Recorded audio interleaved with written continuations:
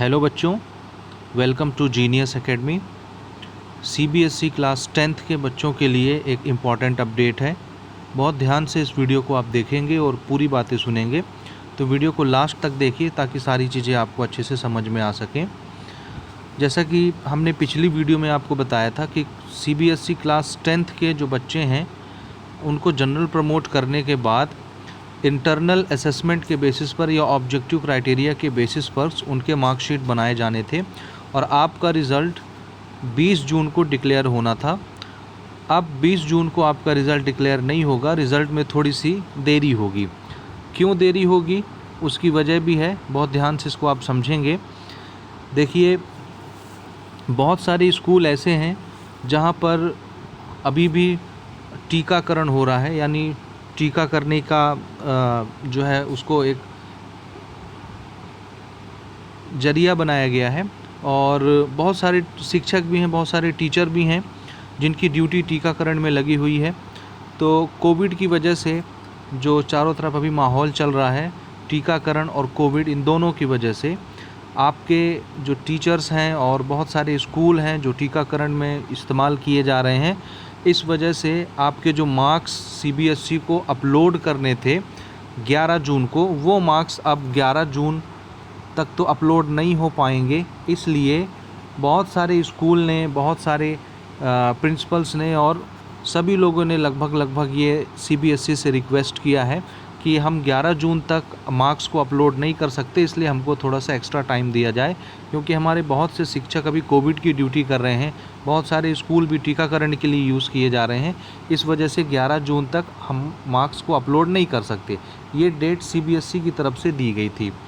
अब सीबीएसई ने अभी हाल ही में अपनी ऑफिशियल वेबसाइट में एक नोटिफिकेशन जारी कर दिया है, जिसमें टीचर्स की बात को सुनते हुए, स्कूल्स की बात को सुनते हुए सीबीएसई ने अपनी डेट को एक्सटेंड कर दिया है। अब जो नेक्स्ट डेट सीबीएसई ने अनाउंस किया है वो आपका दे दिया है 30 जून। यानी स्कूल को अब ये इंस्ट्रक्शन दिए गए हैं कि अब स्कूल 30 जून तक बच्चों के मार्क्स सीबीएसई बोर्ड में अपलोड कर सकते हैं। तो जब आपके मार्क्स 30 जून तक अपलोड होंगे तो 20 जून को रिज़ल्ट कैसे आएगी? रिज़ल्ट्स आने का डेट 20 जून था, अब थोड़ी सी डेट एक्सटेंड की गई है थ्योरी के मार्क्स अपलोड करने के लिए 30 जून। यानी इंटरनल और एक्सटर्नल दोनों मार्क्स, थ्योरी और प्रैक्टिकल दोनों के मार्क्स अब आप 30 जून तक अपलोड कर सकते हैं, स्कूल वाले अपलोड कर सकते हैं।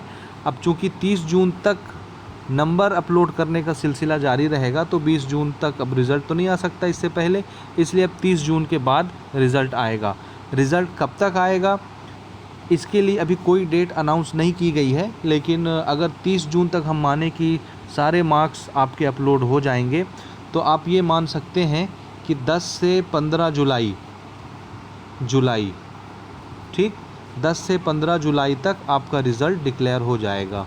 या आप मोटा मोटा ये भी कह सकते हैं कि आपका फर्स्ट वीक ऑफ जुलाई में आपका रिज़ल्ट अनाउंस किया जा सकता है।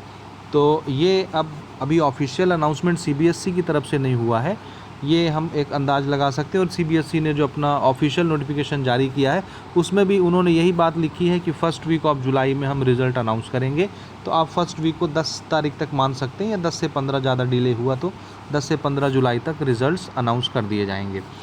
तो ये एक छोटी सी इन्फॉर्मेशन थी।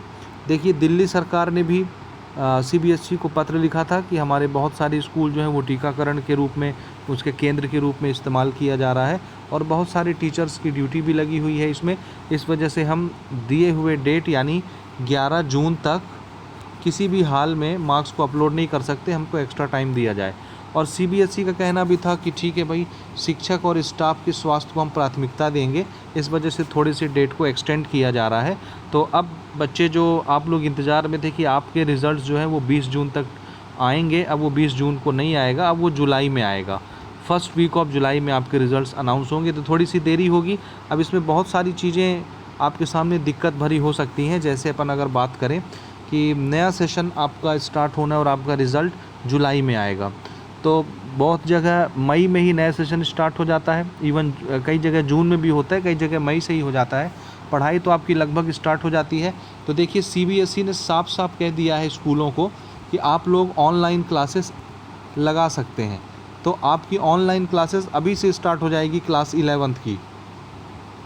ये आपका लेट नहीं होगा क्योंकि CBSE आपका अगला सेशन बर्बाद नहीं करना चाहती। तो आपकी ऑनलाइन क्लासेस जो हैं वो कंटिन्यू रहेंगी। रिज़ल्ट आपका जुलाई में आएगा, उससे कोई ज़्यादा प्रॉब्लम नहीं होता।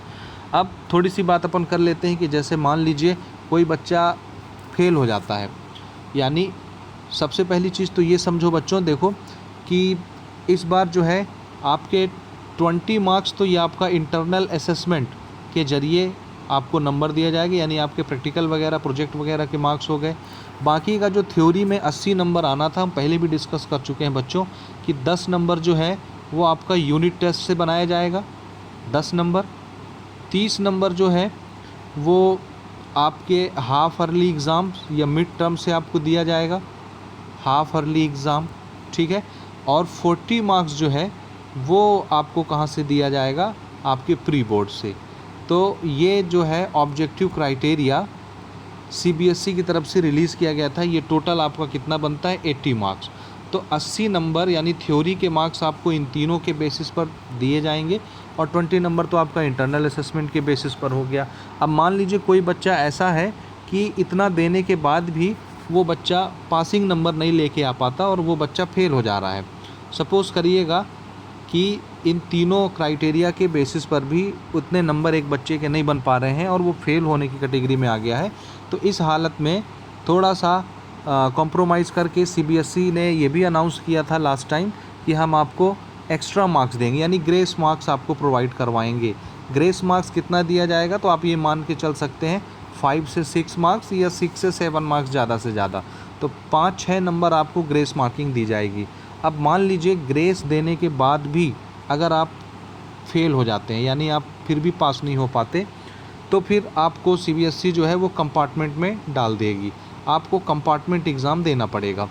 अब कंपार्टमेंट एग्ज़ाम पहले तो ये आया था कि आपके स्कूल कंडक्ट करवाएंगे। ध्यान से समझिए कि मेरी बात, कंपार्टमेंट एग्ज़ाम पहले तो ये आया था कि आपके स्कूल वाले ही आपका एग्ज़ाम कंडक्ट करवाएंगे, चाहे ऑनलाइन चाहे ऑफलाइन, ऑब्जेक्टिव पेपर देके। यानी जो अभी CBSE ने अपनी ऑफिशियल वेबसाइट में जो आपके लिए सैम्पल पेपर डाले थे ऑब्जेक्टिव बेसिस वाले, MCQs वाले, उसी के ऊपर उठा करके पूरा का पूरा आपको कंपार्टमेंट का पेपर बनाया जाएगा। स्कूल आपका कंपार्टमेंट एग्ज़ाम लेगी।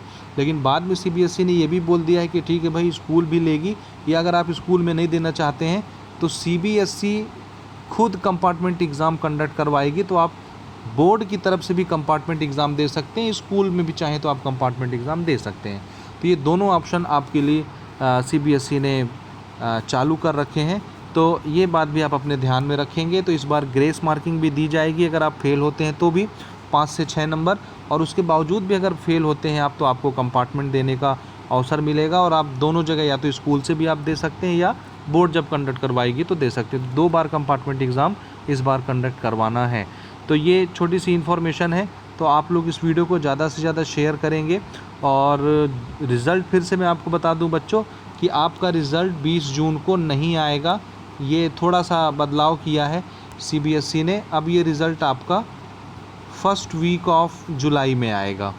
डेट अभी उन्होंने मेंशन नहीं किया है, हम अंदाज़ा लगा सकते हैं 1 से 10 के बीच में, 10 से 15 के बीच में आपका रिज़ल्ट आ जाएगा। फर्स्ट वीक ऑफ जुलाई उन्होंने मेंशन किया है।